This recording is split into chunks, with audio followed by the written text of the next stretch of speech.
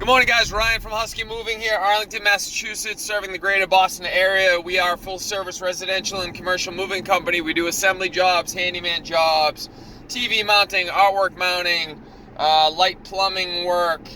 What else do we do? If it involves the house, we do it. We do power washing. I'm actually going to do a power washing job right now. Saturday, middle of June.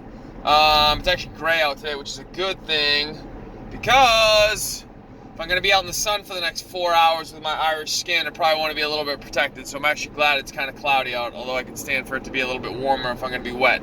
Anywho, the point of this video, I had a job yesterday. I want to talk to you guys, specifically the younger guys. I do a lot of my videos for, I feel like, the younger guys. The older guys have already gotten a lot of the stuff that I'll talk about, I think. But the younger guys would certainly help if you're new to the business. I want to talk to you guys, again, something I talk about a lot, which is kind of controlling a situation or controlling your own success. Yesterday I had what I would consider to be a really good example of a situation that I just kind of get tossed into and I have to figure out a way to make it work. Which is actually kind of what I like about the moving business in general. I think as much as I complain about this business at times, and I do, I complain all the time about it. One of the things I've always really loved about it is the fact that on a day-to-day basis, you literally get handed crap and people just throw it in your lap and they're like, hey, I don't feel like dealing with this, figure it out. And it's all over the place, and half the time what they tell you when you are arriving is not true to what you actually arrive to. So then you got to then adjust and figure that out. And I think I actually like that aspect of it because as annoying as it is, and it does get super, super annoying, it also forces you to figure it out. You're either going to succeed or you're going to fail. And so if your plan is to succeed no matter what they throw at you, it forces you to figure it out no matter what they throw at you. And then by default, your confidence kind of grows and you start to realize that, like, no matter what anyone throws at you, you're going to be able to figure it out. And over time, that obviously is an amazing thing to watch that mindset transform from, like, being scared and blah, blah, blah to the complete opposite, which is nothing is going to hurt me. Like, I can handle all of this. Anything you can throw at me, I can handle. So throw some more and I'll be fine. That's, I think, what I kind of like about this business. But anyway, I'm getting a little bit off track. I got hired yesterday to move 2 big-ass glass tables. They were pretty big. They were chunky, for sure. They came from this Swiss table manufacturer. They called themselves the Swiss Consulate. I don't know. It was some business down in Cambridge. Pretty chunky tables. Someone had already been brought in to move a couple of tables and had already damaged a couple of the tables, which is how I got called in. I showed up. 2 of the tables had chipped corners on them, like the edges had been chipped by the previous company that had been called in. I don't know what they did. I don't really care. They clearly didn't do it right, or the chipping wouldn't have happened. That's how they stumbled on me. And then these people got these giant tables at a discount because they were chipped. And so I got called in to get them there in one piece. So the woman didn't want to pay for a professional moving company, like a full crew of guys. So I said, listen, I can do this with you, but, you know, you're going to have to obviously be the second person. She's like, my husband can help and I can help, blah, blah, blah. And I was like, all right, cool, let's do it. And so I go down there and we're looking at the tables. They're pretty chunky. Glass comes off. But the point of this video is, within the context of what was going on, I had 2 giant glass tabletops. I had 2 bases for the table that I had to get in the truck. And I had one husband, the customer who had hired me, who was a lady, who showed up wearing sandals, which, as an aside, if you want to prove to me that you're not really interested in putting in a lot of work, show up not wearing sneakers when we're doing a moving job. But whatever, that's a story for another day. And then there were a couple of people that worked at the store. And so the point of this is I get thrown into this situation and I have to figure out, like, what do I have here? What do I have to work with? I know what I have with myself personally. I know who I am. I know what I'm capable of. I know what my equipment is capable of. I know how to protect the glass by wrapping like 97 blankets around it and taping the shit out of it. I know all of this. What I don't know is what I'm walking into and who I'm walking into to work with. And so I gotta look around. I gotta assess everyone. I gotta figure out real quickly who's capable of what, who's the strongest, who's the tallest, who's like the one that seems like they might be okay, but then like when you watch them, they kind of shrink away from responsibility. These are all like little things that I pay attention to when I'm there. So we got to get this glass out of the frame. So the point of the story is, I mean, no disrespect, but I'm the strongest one there by far, just because I work in a moving company, so I'm used to it. So I hop on one end, and I'm like, very quickly, I'm like, husband on one corner, wife on the other corner. You guys are going to get that. You'll have two people over there. I'll pick up this end, up onto the pads, then we'll wrap it. Every time we got to move the glass, it's me and the husband. Once we get the glass up on end, we got to get on a four-wheeler. I very specifically tell the husband and wife combo, they're going to take one end, I'm going to take the other end. We go through the little speech I give them before I do anything that's really difficult, like take your time. Unfortunately, you got to like kind of work at my speed because I'm only one guy over here, blah, blah, blah. I tell them about how like people have a tendency to get nervous when heavy things get off the ground. People have a tendency to want to go, go, go.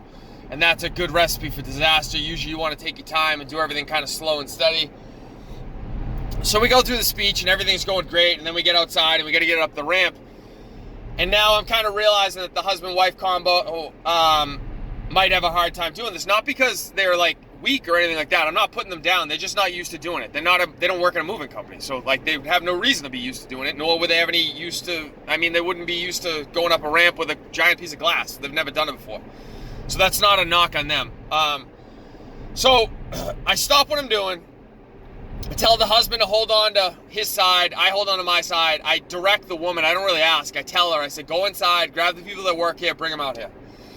And I said, listen, do me a favor. And this is like kind of where I have to get a little bit heavy-handed with stuff sometimes. I said, listen, do me a favor. Don't ask, tell. It's very different when you go in there, hey, could you guys give us a hand? Versus, hey, we need a hand. Very different. And people act differently. So go in there, tell them you need a hand. So sure enough, the people come out. They were great. I'm not, again, if any of this sounds like I'm knocking on any of these people, I'm not. They were all fantastic. Great. They all helped. They were wonderful. Kid comes out. He's real tall. He's like 6 feet tall. Not real tall, but you know what I mean. He's like 6'1", whatever. He's taller than I am. There's one part of our ramp where, because of the way the pads are set up, someone has to eventually, it's kind of hard to explain. But the point of the story is I put the tall guy on the side where he could do the most amount of work. I put two other women on the other side because proportionally they're going to be less strong than this guy is, and they were also like a foot shorter than he was. So it's better to have two people on that side, the tall guy on the other side. So I asked them to help us get it up on the ramp. You don't need to know all the details, the minutia of this bullshit. The point of the story is, while I'm going on, I'm assessing everything that's happening, and I'm figuring out what everyone is capable of based on their appearance, their demeanor, what their body language is telling me, what they're capable of doing and not capable of doing. Who's going to run towards responsibility and who's going to shrink away from responsibility. And you can tell, people will tell you if you watch their body language, people will tell you there are a certain class of human beings that when something is difficult in front of them, regardless of what it is, they're kind of like testosterone kicks in and they want to run towards the problem and they want to fix it just because they take pride in that being a part of who they are. And then there's another class of people that you'll watch them, and whenever something difficult comes down the pipeline, they'll find a way to shrink away. Literally, they will shrink away. Their shoulders shrug back. They start to turn away from the problem. They'll physically walk away from the problem. They'll figure out a way to walk away from the problem. Like, oh, the phone's ringing. I got to go pick up the phone. Even though they know it's nobody on the phone. Like, they don't know. But you watch. You start to figure this out as you get older. About who's like that type of person. But anyway, the point of the story is you got to look and see your situation that you've been placed in, which 95% of the time you're not going to get to dictate the situation you're placed in. Your job, within your capacity as the leader, is to look around and figure out everyone's role in any given situation to make you successful. You don't want to kind of figure out on the fly. You literally want to be an active participant in your own success and figure it out. Hey, I'm doing this and you're doing this. Your role is to do this, and here's when you do it, and you don't do it until I tell you to do it. You go over there. You go over there.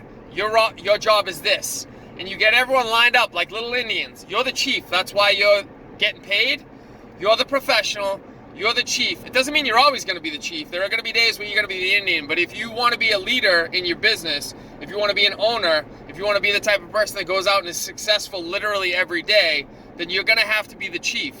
And your goal is to get all the Indians in line and tell them to do what they need to do. And that doesn't mean like in a heavy-handed or disrespectful way. Like I tell people all the time, I'll have conversations with them before we do this, and I'll literally say to them, hey guys, you know, like, I understand when I get in these situations, I turn into a little bit of a psycho. I'm aware of it, and I want to apologize ahead of time. You just got to understand from my point of view, like, we got this giant piece of glass here. I'm working with people that don't work in a moving company. I have to make sure everyone's safe and sound on this, and I have to make sure that this piece of glass gets from point A to point B in one piece. And so if I'm a psycho or I'm laser focused or I'm being heavy-handed or anything like that, I apologize ahead of time. You just need to understand that, like, I have to be this way to make sure that nobody gets hurt. And if you say that to people, usually people are like, oh, okay, all right, cool, this guy's a psycho, but all right, I get it. But the point of the story is, the point of this whole dumb story is, figure out every situation, assess the situation, figure out who everyone needs to be in any given situation and what role you need to play and what role everyone else needs to play, what role the equipment needs to play, so that you can be successful. Don't leave anything of that up to chance, okay? Take responsibility for your own success. All right, guys, I hope you took a little bit of knowledge from this.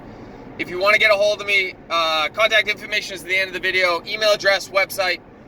Watch our other videos. I really appreciate it. And if you found any knowledge in this, subscribe, hit the like button. I would really appreciate it. Try to grow a little bit of a following here. Thanks, guys. Have a great day.